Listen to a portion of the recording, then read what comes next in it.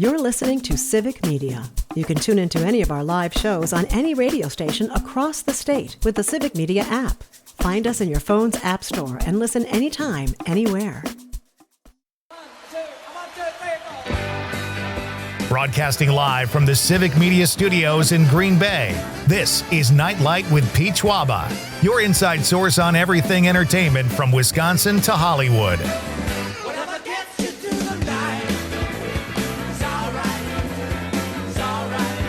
And now, a guy who prefers to travel by catapult, Pete Schwaba.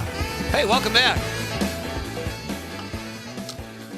This is hour number 2 of Nite Lite, just getting started here. Lots of fun that first hour. We spoke with Mike Gamal, the founder of Joey's Song in Madison, which is now turned into a music festival called Freezing Man. It's at the Sylvie Theater this coming January, from January 8th through the 12th. Lots of big names. John Resnick from the Goo Goo Dolls, Butch Vig from Garbage. Our pal Frank Anderson will be there playing with the Know-It-All Boyfriends, and just some of the Go-Go's. Just a really fun event. And for such a great cause. And if you are going, or if you're planning on going or interested after hearing Mike's interview, check out joeyssong.org. All the tickets, the proceeds, the artists don't even take any money, and that's pretty impressive. So it's a great cause and should be an absolutely phenomenal show. I've never been there. I've heard such great things about it. Like, it's a total gas, if you will. We also talked about favorite holiday foods in the first hour. Cookies. Chocolate was all cookies. over. Out of the top 10, chocolate was listed like 5 times. Cookies were listed like 3 times. And here's an interesting thing, Con. I don't know if you knew this. I sent this to you earlier. The price, if you want to leave cookies for Santa Claus, the price has gone up by $2.02 in 5 years. The average cost that it used to be to leave cookies for Santa Claus was $6.42. Now it's $8.44. Making your own? I have no idea what their criteria was. Buying or making. I went grocery shopping last night, and I was, the thing. After done with the show, I don't eat before, so I eat as soon as I get home. Okay. So you know what I did? I went to the grocery store hungry. Oh, nice work. And I saw these Christmas cookies that were made fresh by the bakery that morning, and I was like, well, let's put it in the cart.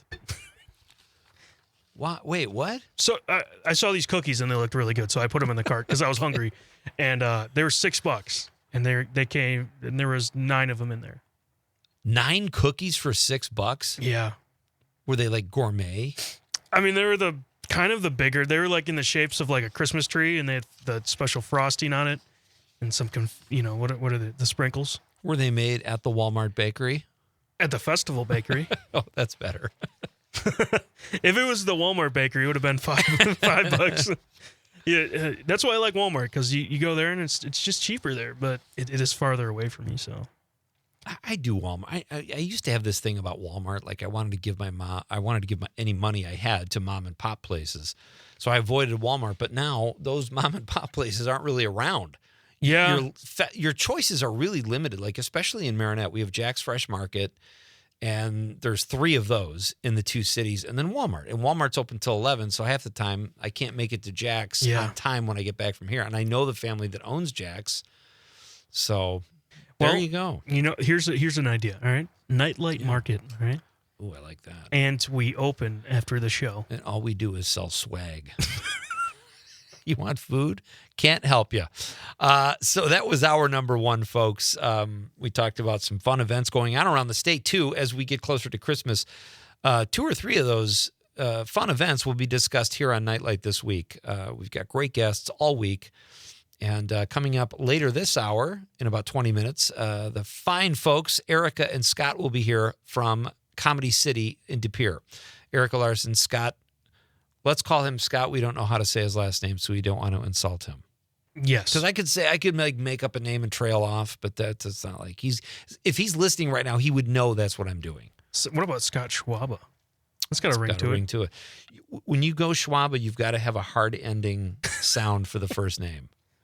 So Scott Schwaba works. Jack Schwaba, Frank Schwaba. My parents went with Pete. I don't know. It was the 60s. I don't know what was going on. Well, it's Barely Peter, the 60s, right? But, it's Thomas Peter. Oh, okay. So that's another headache I've had to deal with my whole life. As a comedian, I was Pete. Well, hold on. This check says Pete. I know, but, okay. So I've tried to make my parents feel guilty about that. They don't really care. So we've got Comedy City coming up at 6:35. And then in the third hour, Act 3, Boris Hamilton, a comedian, friend of mine who I met years ago in Los Angeles. Very funny guy. He is part of a really cool documentary called... what is it called? It's I had it right here in front of me. It's about this is so embarrassing. Okay, here it is. This is not the documentary. Boris is in a documentary. I'm going to tell you all about it. That's what I should have said because I can't find the... Yeah, you leave it up, suspense is the best one, and just 7:20 you'll find out. No, but I don't... Sometimes I prefer not to make mistakes like this. So here's what I'm going to do. I'm going to reopen the window. Here's it's called. The Dawn of Tiki is the... This is so cool. That has a cool ring to it. The Dawn of Tiki, it's about Don Beach, also known as Don the Beachcomber, whose iconic bar sparked the global tiki movement. Oh, that's awesome. And Boris is in this film. So we're going to talk about that. Boris and I were also on the same Comedy Central show years ago. We'll talk a little comedy, some Christmas movies. It's going to be a lot of fun. Our question of the night, Con, I think we need to reintroduce the Nite Lite question of the night. Let's talk about the question. Okay, question. Question. Question. Pregunta. Question. Question. Hey, I have a question. Questions? This question. Domanda. Question. Question. Questions. What is a gift that's hard to wrap? They're out there. And earlier, Conrad, you said you weren't a good gift wrapper.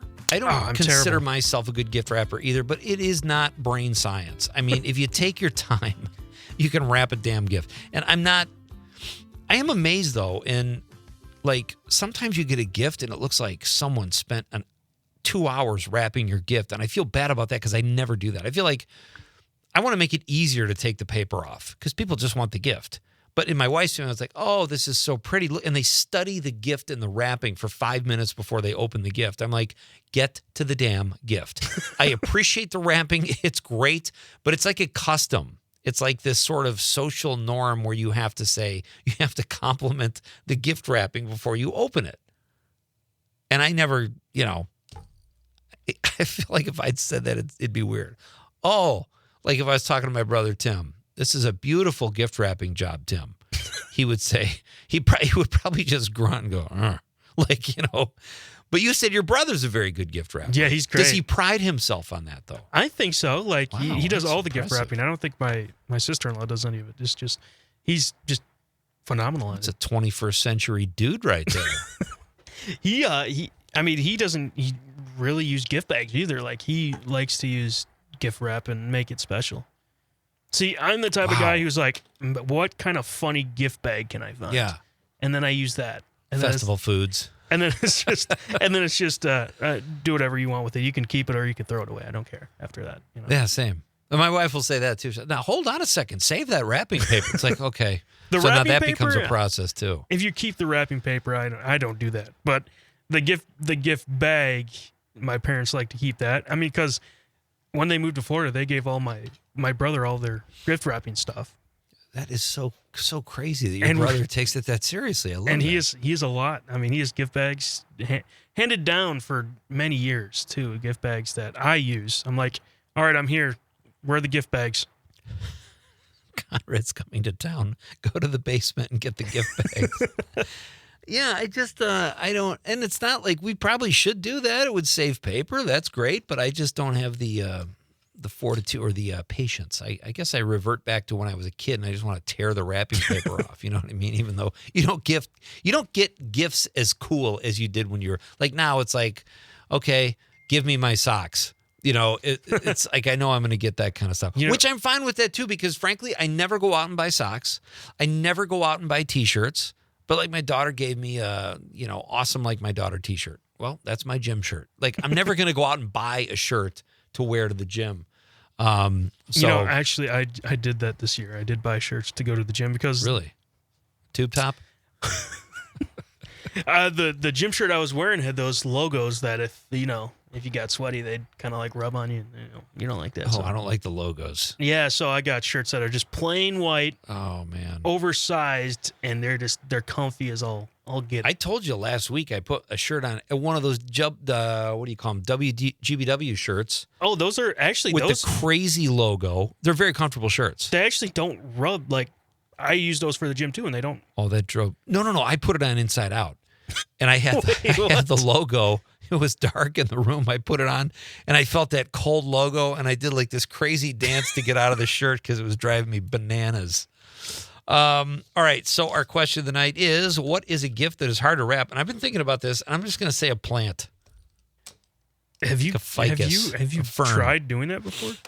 No, I'm just saying it would be hard to wrap. It would be hard. I mean, I haven't tried to wrap a drum set, but yeah, so don't act like you're taking the high road there. Actually, I wrap a drum set every year. It's just really hard.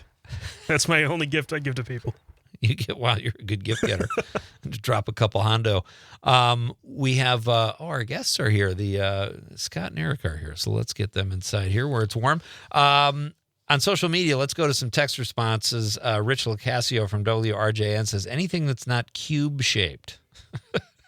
Just sounded funny. Daniel Wheeler, our pal Danny Wheel, says a puppy. Yeah, good call. You don't want to wrap that, Dan. I know Dan's trying to be funny. Matt Harper, a motorcycle. Rock rap artist.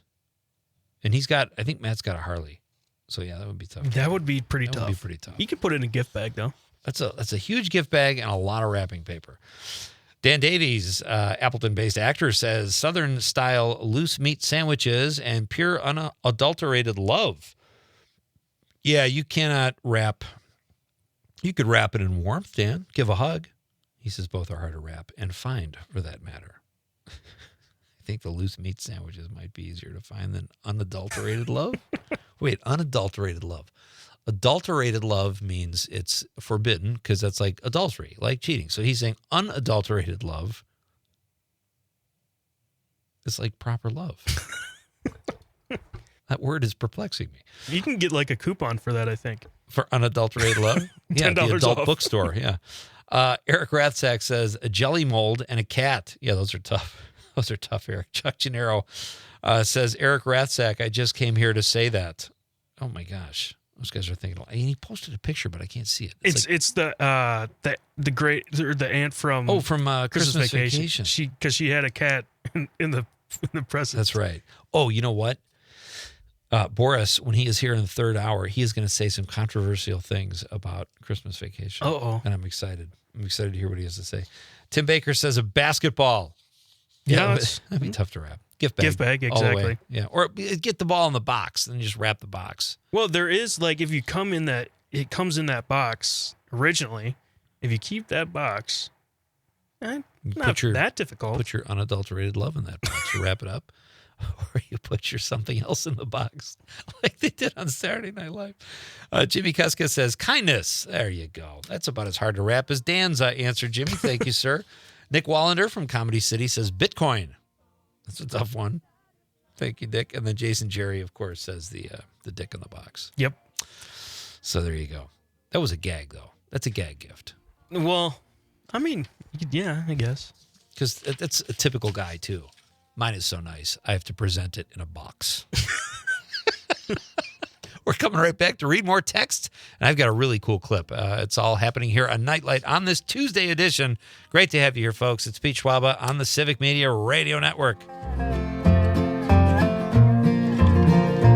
Though the storm and its furies rage today, crushing hope that we cherish so deep, the cloud and storm will in time pass away. You're listening to Civic Media. Stay up to date on the latest news and information for your local community and Wisconsin by signing up for our free email newsletter. Visit civicmedia.us/email to get started. Passengers in time, lost in motion, locked together, day and night by trick of light. I must take another journey, we must meet with other names. Welcome back. Oh, we must meet with other names. I'm Pete Schwaba. This is Nite Lite. Jean from Green Bay says, she's in the 920, says, Jean, kids' toys are hard to wrap. Yeah, I guess it depends. Well, are you taking them out of the box before you wrap them? Because then that is difficult. True. Kids are hard to wrap, let's be honest. Yeah, I don't, I guess it depends. Like if it's a video game, that's pretty easy. But, yeah. Simple answer for the toys, okay? Gift bag. I'm just gonna preach it tonight. I think you need to put out a line of gift bags. And you know what? The Nite Lite gift bags. You could go to Quick Trip. You could do your ad, play that song, and go to Quick Trip and say, "I'm Conrad, and I've created gift bags. Would you feature them here next to the Dunkers?" I've just curated gift bags. They haven't been invented before. Tom from Jackson in the 414 says, "Whatever happened to Brittany Merlot?" Well, she's still here, Tom. Yep. Yeah, Brittany's. I mean, it wasn't like she was my sidekick. I mean, she still works for the network. Yeah. Yeah. Brittany's awesome. She does great work. Another weather person who loves the winter. Yes. Yes. Give Brittany weather, and she'll be happy. Brett from Brown Deer says, a puppy is pretty hard to wrap. Best present I ever got. Yeah, but come on. Nobody wrapped it. I've seen videos of people actually, like, wrapping a puppy. And I'm like, why? Why are you doing that to the puppy? Just... I'm going to really freak this dog out. Maybe put the puppy in the other room. Everyone just pick it up. And... Here's your new puppy. Good luck house training it. It's got PTSD from being in a box for 2 days. Right. Monica from Mount Horeb says, sports equipment, balls, clubs, bows, skis, anything without corners or not in a box. Have a coworker who can't even wrap a box well. We did a white elephant exchange, and I'm pretty sure a kindergartner could have done better. I had to wrap gifts at a prior job, so I got a lot of practice and am pretty skilled. Only wish I was skilled at something more profitable.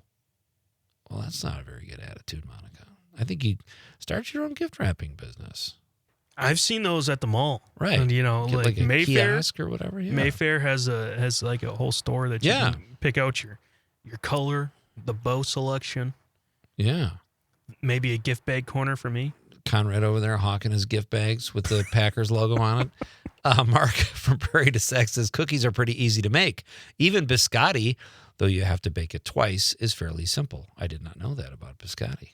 I didn't either. Yeah. Thank you, Mark. That's good holiday food. We were talking about holiday foods earlier.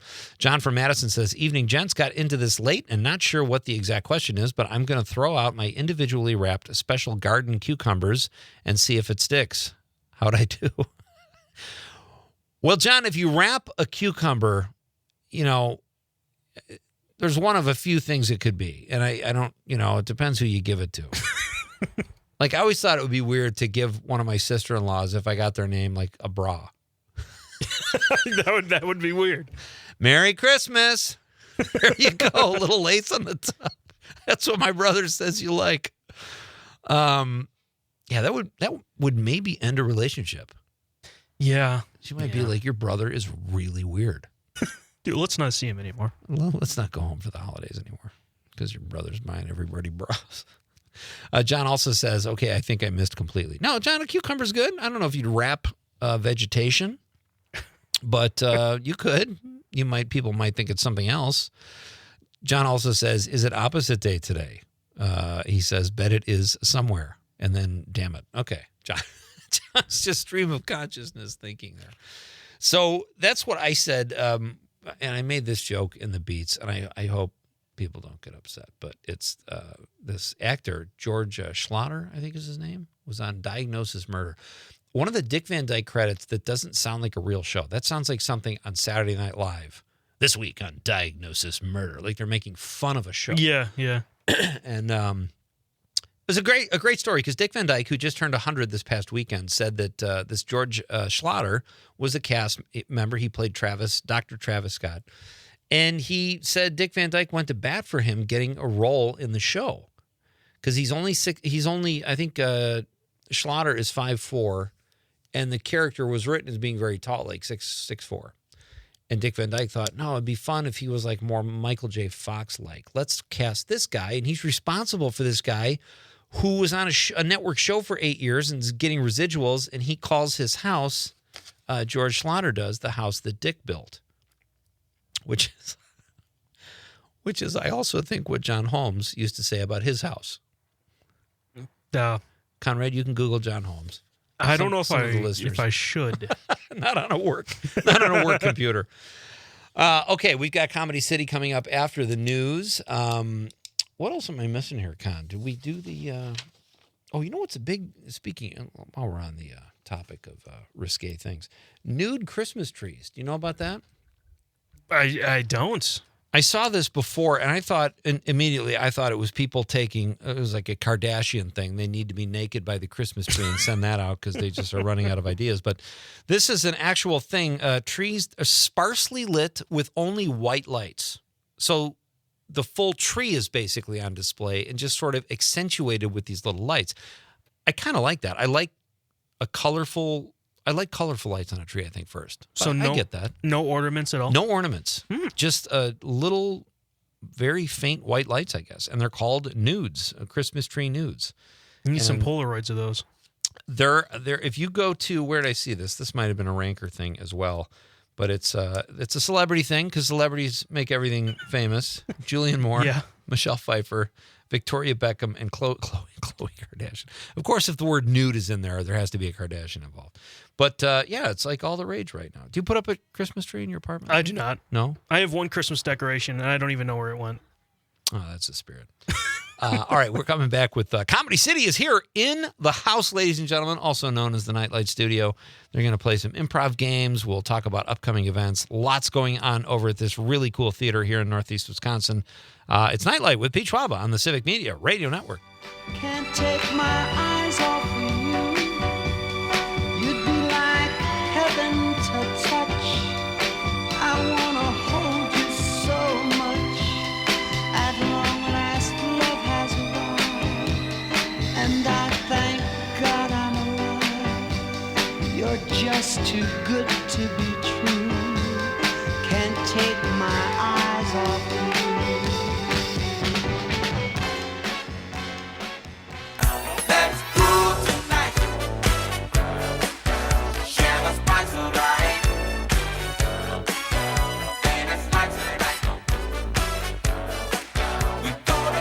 Welcome back. There are times when I like to come back music. It's called bumper music in the business, right? That's true. Where I have to like refrain from singing because it's such a great song. No, And I think that's you one of should. them. I think you should. No, I've done that before, and we've lost followers, so I'm not going to do that. Mark from Prairie to Sac, in response to, we were talking about this earlier. Dick Van Dyke played a murderer that Columbo caught in one of his episodes of Diagnosis Murder. I think he means Columbo, because why would Columbo? I don't know. So I said earlier that I can't even. I don't even know if I'm supposed to say that on the radio. No, that's fine. But I just said the guy's name. I didn't say go into what the plot lines of his pornographic films were. Pete Schwaba is here in the house. That's me. We're talking Nite Lite here on the Civic Media Radio Network. Conrad is working the board, and right now I'm very excited to welcome two of my favorite guests. Well, one is one of my favorites, and one is soon to be, I have no doubt, because I love Comedy City. They do great work here in De Pere, and these are two of their all-stars joining me now in the studio, Erica Larson and Scott Roemaat. Yeah. Got it right. Welcome back. And Erica, great to meet you. Thank you. Thanks for having me. And you burned your tongue. That's a terrible thing at this time of year because you're going to miss out on, all the good food. I know. I ordered a pizza on my way home from work, and I was not planning my pizza time adequately. You get some eggnog and get some eggnog and make sure it nice. I thought about putting it in a blender with make a pizza smoothie for maximum efficiency. No, I was just thinking of something nice that you can just kind of soothe it out. Like if you have something hot food and you drink milk afterwards. Tall glass of milk. Yeah, but it's seasonal. It's eggnog. Yeah. Okay. I don't think I even really need to be here right now. Let's let these guys work this out. And no, it's. Do you guys like eggnog? Because I'm not a fan either. I can't do eggnog. No, my husband buys a quart of it. Oh, I'm sorry, Scott. Oh no, go ahead. Go ahead. Yeah, he'll buy a whole quart of it or a pint of it, however it comes, you know, and he'll slam the whole thing, and I'll have. I remember liking it when I was a kid and going, oh, this is kind of because it was associated with Christmas. Sure. And then I, at the age of 19 or 25 or whatever, I was like, this is the most disgusting thing I've ever seen in my life. And I don't think I can ever drink it again. And I haven't. You like it, Scott? If I pretend that it's not eggs, then I'm fine with it. but like it reminds me of circus peanuts or like Laffy Taffy, like banana Laffy Taffy. Yeah. It reminds me of that, and it's like in a drink. So it reminds me of deviled eggs liquefied, and that's why I can't. Hollandaise sauce. Or something. Right. Yeah. Exactly. All right. We're off to a good start here. You guys, this is so fun. I love when Comedy City is here, and I know I must have really ticked off Nick last time because he didn't want to be here this time, but you guys are really busy this time of year. Yes. I was kidding about Nick, by the way. Oh, no, I was messaging him. I was saying, you're out. You're out. We're the favorites now. Yeah. There's going to be a coup at Comedy City. Yeah. You got a lot of stuff going on. Let's jump in and talk about this really cool event you have coming up tomorrow, right?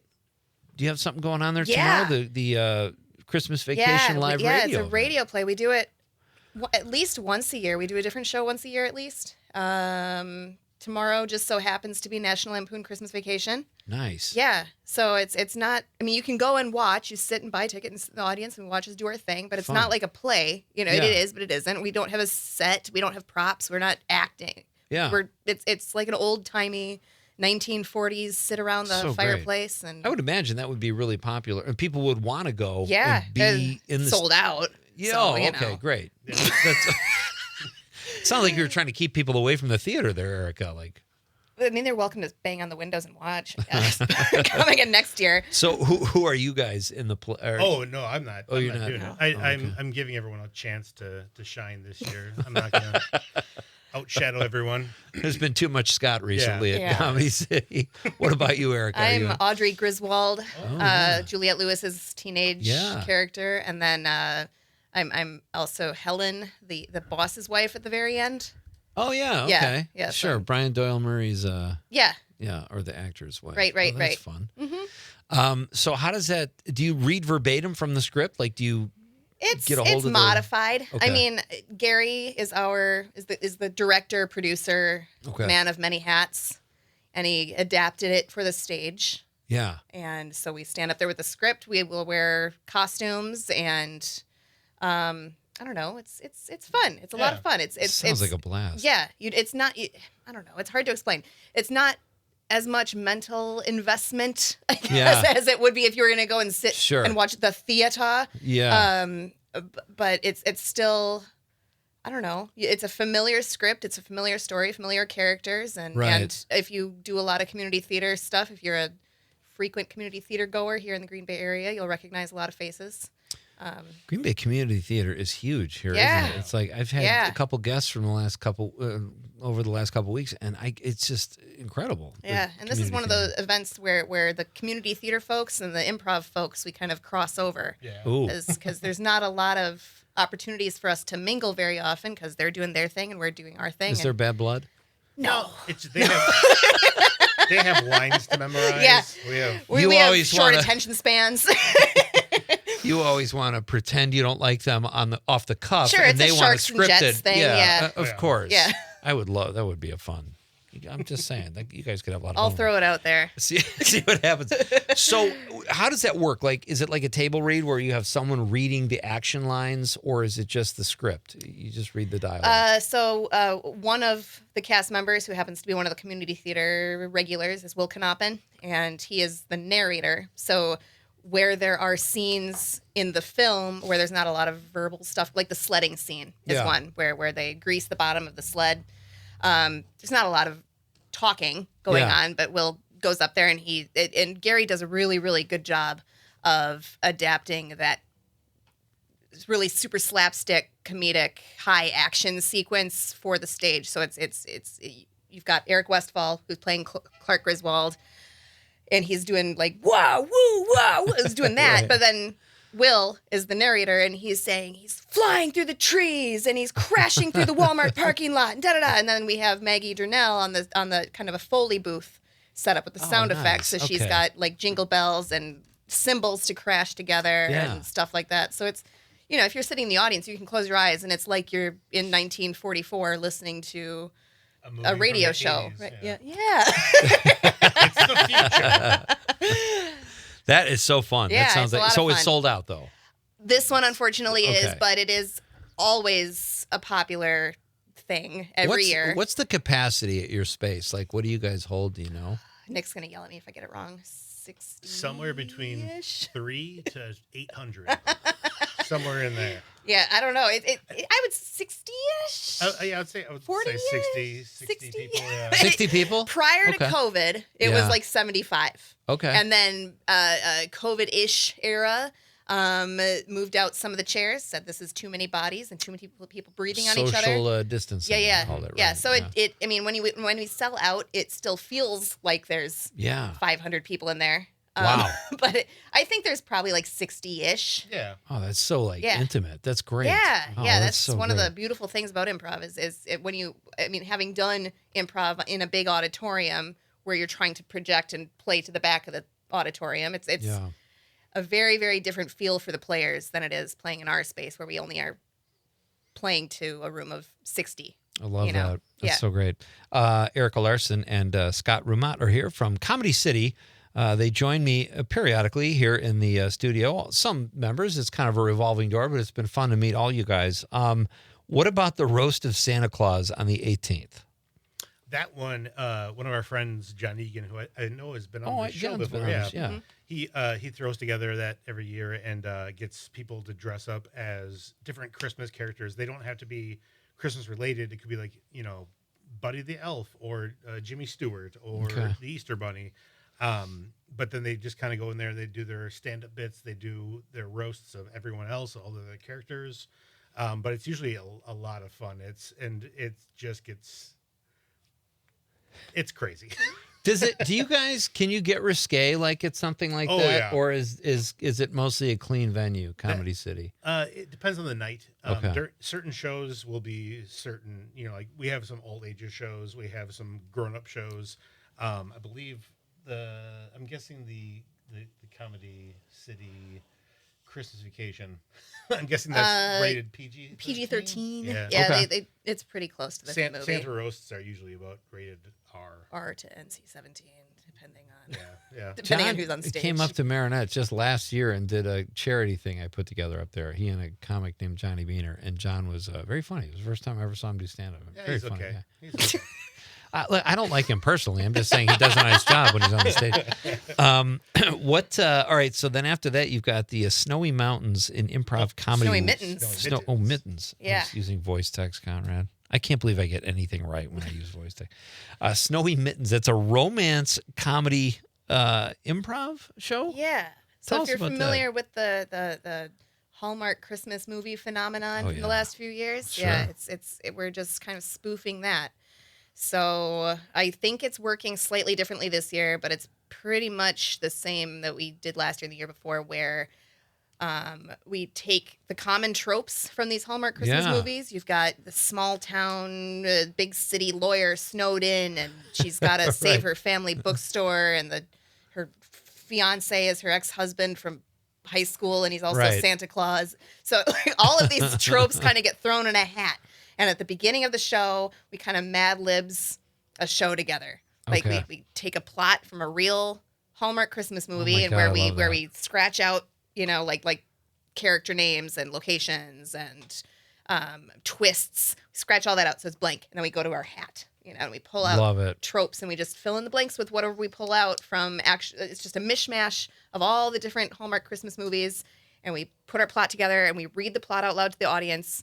And then we kind of do a quick, panicky 10-second huddle where we say, okay, I'm going to be this, you're going to be this, I'll do this, and oh, shoot, we'll do this. And it's a very, very loose framework that grows and expands and flexes and shatters and crumbles and gets recombobulated. And it's great. It's a lot of fun. We got Comedy City here, and we put these LifeMark movie trailers together. Do we have one we can play for these guys? Yeah, after the break we can play After one. the break, we'll play one, because I would love to use you guys. Because there are certain people at this company that aren't. No, I'm kidding. Conrad and I are typically the voices, so I would love to. And we used to have girls that worked here, but there are none now. Well, Connie's here. Well, yeah, Connie's here. Yeah, Connie. 2025. Jeez. Listen, we're branching out. I just mean in this building. There are plenty of women here that work, but we need actors. So I would love to, if you guys are ever game for that, we could show you what sure. we do. silly stuff periodically. All right, tell us about this. This is, I can't think of a better way to ring in New Year's than with comedy. I remember when I was a stand-up working these New Year's shows, and what I hated about it was you and the other comic counting down the new year, and then all the couples are hugging, and you're like, Happy New Year, guy I just met. Yep. So what is a Comedy City New Year's Eve like? Well, we play a game called 5 Things during our shows it's a lot of people really like. And right after that, as if like it's a punctuation on the year, we celebrate and we count down. And I believe we do it for every show. Yeah, we have correct? 3 shows on New Year's Eve. Oh, So sweet. if you've got kids, then you want to put the kids to bed by 9:00. We still do a countdown for them, and we have the confetti cannons and kazoos and fun. bells and stuff like that. All right, let's pick up right there. We're going to do a quick break. Sure. Erica and Scott are here from Comedy City, and we're going to see if we can enlist them into one of our, I don't know, we'll figure it out. We'll talk about it. It's great to have you guys here. It's Pete Schwaba and Nite Lite on the Civic Media Radio Network.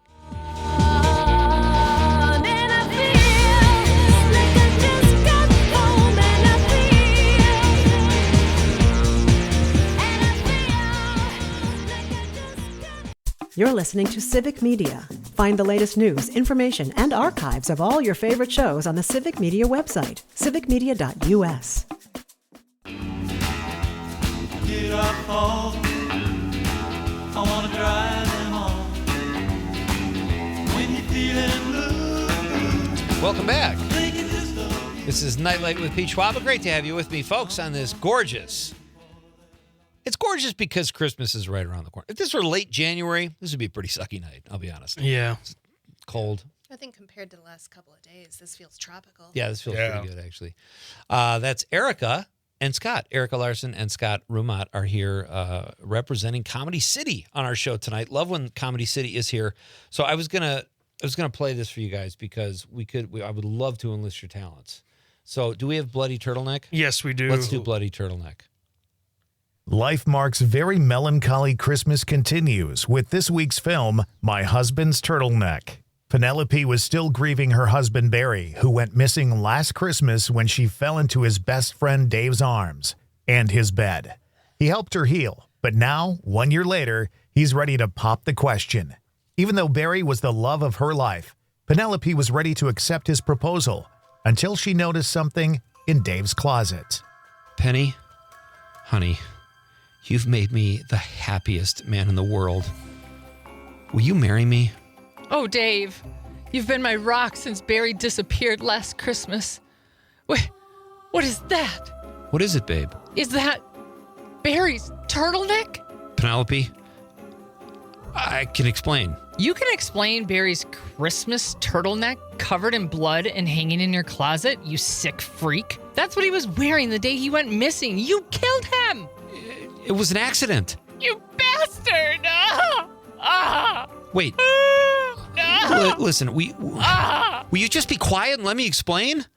Look, I told him I loved you, and he couldn't handle his best friend being so madly in love with his wife. It wasn't my fault. It's like he went crazy.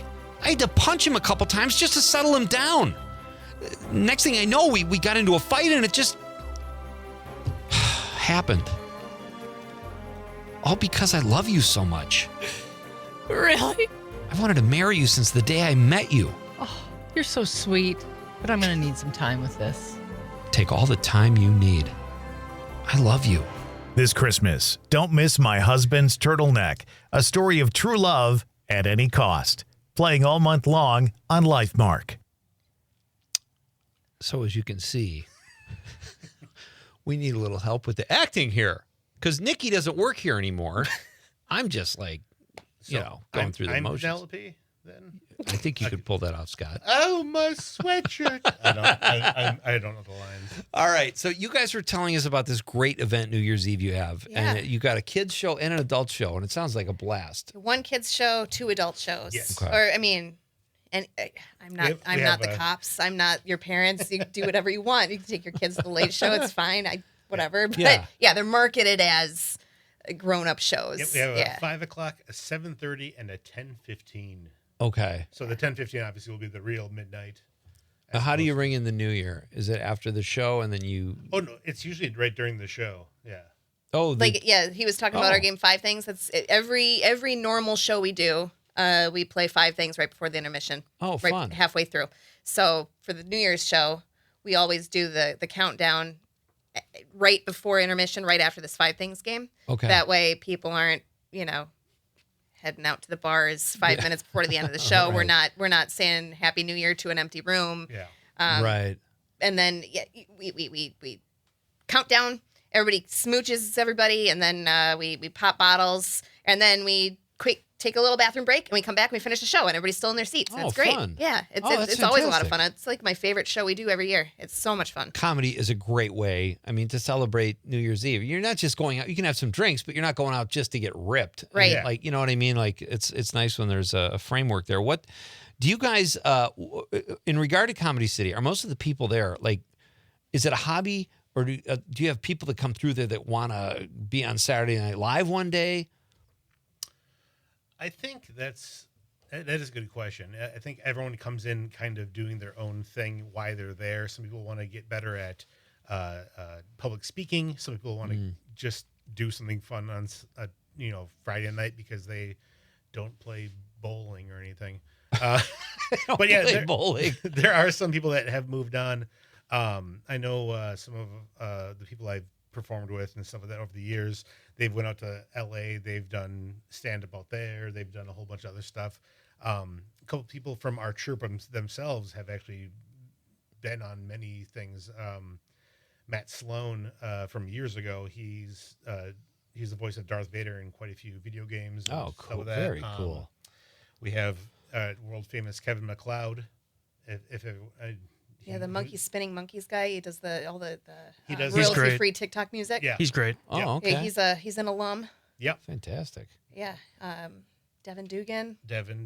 I've heard his name. Yep. What does he do? He has been out in Southern California for 20 years, something like that. He started his own troupe out there, but now he's kind of he has his own improv troupe that he started based on what he picked up from Comedy City. Yeah, it's like a little nephew. Club. Cousin something. I don't know, but Young yeah. I mean, obviously, being out in LA, you have more access to everything that LA has to offer. So he's making moves out there. Nice. But do you guys find do you hang out off when you're not doing shows? Oh yeah. See, are these your best friends? Like I miss hanging out with comics all the time. Yeah. Like, I see my wife and Conrad. That's my week, and they're both great in their own way. But like, I'm kidding, obviously, but it's fun, right? Oh, yeah. You hang out. Yeah. Like, is this your main friend group? Yes. Yeah, pretty much. Yeah. So cool. I can't even hesitate when I say that. Yeah, That is my friend group. Does it sound friends. like I'm fishing for an invite? I'm just asking. Auditions. Can I be part of a couple months? I mean, it's a whole American Idol panel. We're basically auditioning our new friend group. Yeah. No, You got to audition just to be a friend. That's what okay. what kind of video games do you play? Oh dear, I'm in But trouble. no, it's a really good thing to bring up though, because we do have weekly open practices. So if you're not committed to performing on stage, completely fine, totally fine. Nobody is going to make you perform on stage with us. If you do, awesome, great. That's one more friend of my friend group. That's what I love about groups like this. Yeah. Like I love actors and funny people. They're just a blast. So can we keep you guys for a few minutes past the news? Sure. Maybe do a little improv game or something. Sure. All right, we're going to do that after the news, folks. Erica Larson and Scott Roemaat are here. I'm hoping they'll be my friend. This is Pete Schwaba and Nite Lite on the Civic Media Radio Network. The national news cycle never stops, but it can be hard to find news about your local community. Civic Media is dedicated to providing quality local and state news coverage across Wisconsin. With the Civic Media app, you can get notifications about local stories that matter to you and your community. Find the free Civic Media app in your phone's app store and choose notifications from the menu to tell us what kind of news you want to hear about.